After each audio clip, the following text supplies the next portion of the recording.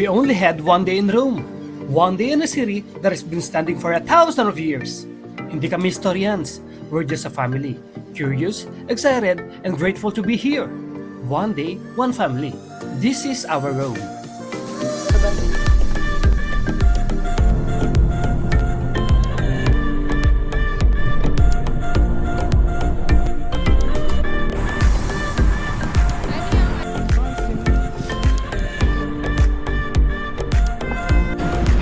Habang naglalakad, suddenly, may pyramid sa gitna ng Rome.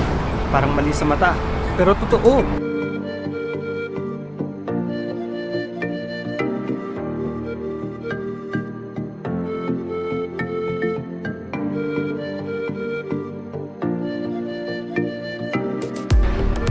Circo Massimo, dating arena ng chariot races.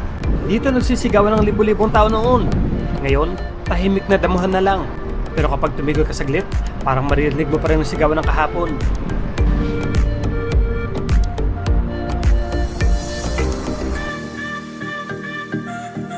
Sa Palatine Hill daw nagsimula ang Rome. Tahimik ngayon, pero dati, dito nakatira ang mga emperors.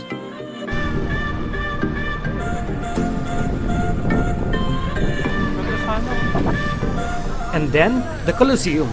Hindi siya tahimik, maingay, matao, buhay na buhay.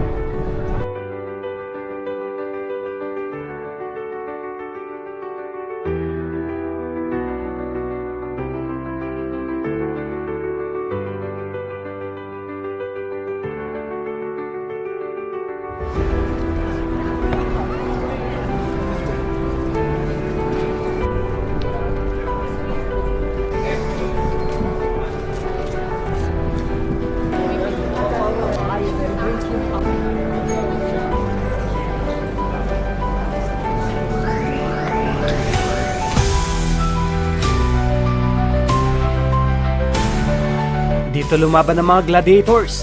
Dito sumigaw ang libo-libong tao para sa dugo at tagumpay.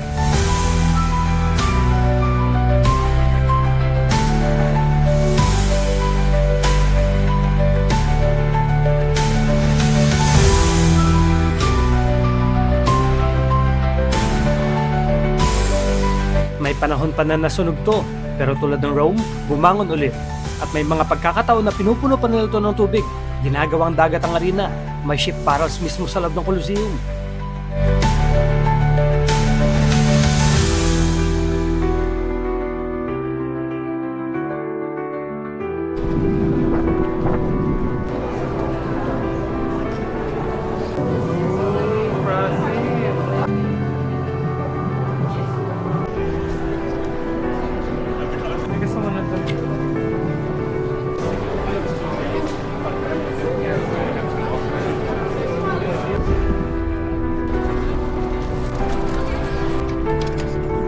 Foro Romano. At ito naman ang Foro Romano. Feels like an open book. Dito naganap ang politika, batas, at araw-araw na buhay ng sinaunang Rome.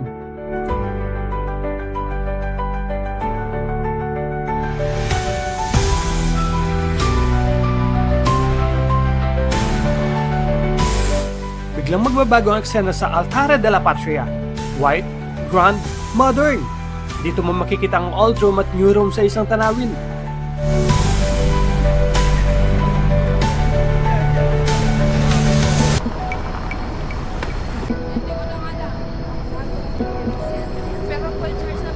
Sa Largo de Torre Argentina, simple lang ang tsura.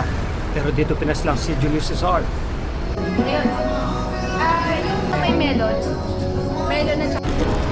Grabe, napakasarap. Napakasarap din. Ako lang sumasabi niya. Nagpunta naman kami sa Pantheon. Pagdating namin, napakaganda at napakatahimik. Pero mali pala, hindi pala ito ang Pantheon.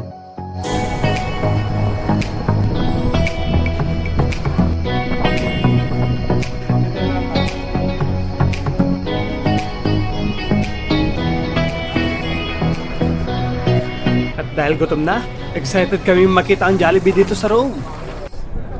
Hello. What? Ay, Gabi. At habang hinihintay namin si Vanessa sa labas, nakipag heart to heart talk muna ako kay Francine. Nak, si daddy niya uwi muna sa Philippines, no? Ayoko. Oo nga, pakabait ka kay mami na babalik si daddy, okay? Ayoko. Ayaw mo? Ay, okay, okay. Sige, sige. Dito muna si daddy. Okay? Hindi ka iwan? Ayaw mo iwan? Ako love. Oh, love lang. Oh, kiss daddy. Kiss, love you. Iwan tati iwan. Oh, hindi ka na iwan ni daddy. Sige, gagawa parang si daddy para balik agad dito si daddy, okay? Okay? Tati. Give nga si daddy. Ah.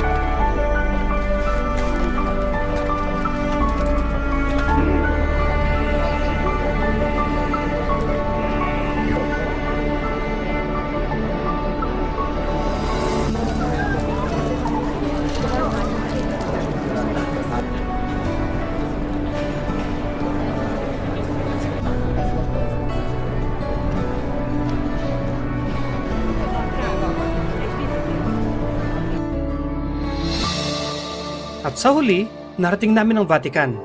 Ang Vatican ang pinakamalit na bansa sa buong mundo. Kasing laki lang ng isang barangay, pero milyon-milyon ang dumarayo taon-taon. Dito nakatira ang Santo Papa, ang spiritual leader ng higit 1 bilyong Katoliko. At sa loob nito, andiyan ang St. Peter's Basilica, isa sa pinakamalaking simbahan sa buong mundo. Sa ilalim ng lupa, nandiyan naman ang libingan ni San Pedro.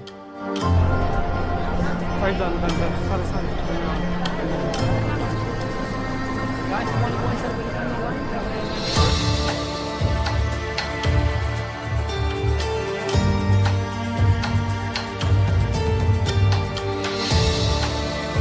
Tulad ng isang araw, nilakad namin ang libo-libong taon ng kasaysayan.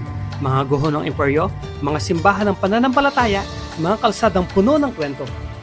Pero sa lahat ng nakita namin, ang pinakamahalaga pa rin ang kamay na hawak mo habang naglalakad. Rome is called the Eternal City, but for me, what's really eternal is family.